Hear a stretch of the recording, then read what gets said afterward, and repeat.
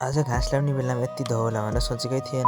Hello guys, welcome to my new mini blog. I hope सबैजना सन्चै आरामै हुनुहुन्छ होला। म पनि एकदम ठिकठाक छु है। आज म र मम्मी भएर बाख्रासँगै घाँस दाउरा गर्नु पर्यो भनेर जङ्गलतिर लाग्यो है। बाख्रा हिँडेको आवाज, बोट बिरुवाको हावा सबै मिलेर बाटो निकै नै आनन्दित थियो। अनि केही छिनमा बाबा पनि आइपुग्नु भयो। अनि बाबा र म भएर चाहिँ हामी चाहिँ घाँस काट्नतिर लाग्यौँ है त।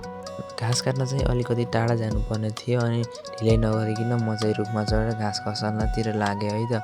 हामी चाहिँ यहाँनिर घाँस यताउति सिमलतिर लागियो। अनि घाँस सिमलेर लगभग नै हामीले भ्याइसके पछाडि अनि घाँस बोकेर घरतिर लाग्यो है त। बाबा चाहिँ अघि म चाहिँ पछि घरतिर लाग्यो है। अनि बिचमा थोरै विश्राम गऱ्यौँ। अनि त्यो सानो विश्रामले पनि मनलाई निकै नै शान्त गराइदियो कि गाउँको हावापानीले पनि होला। अनि हामी चाहिँ केही छिन हिँडे पछाडि घर पनि आइपुग्यौँ है त।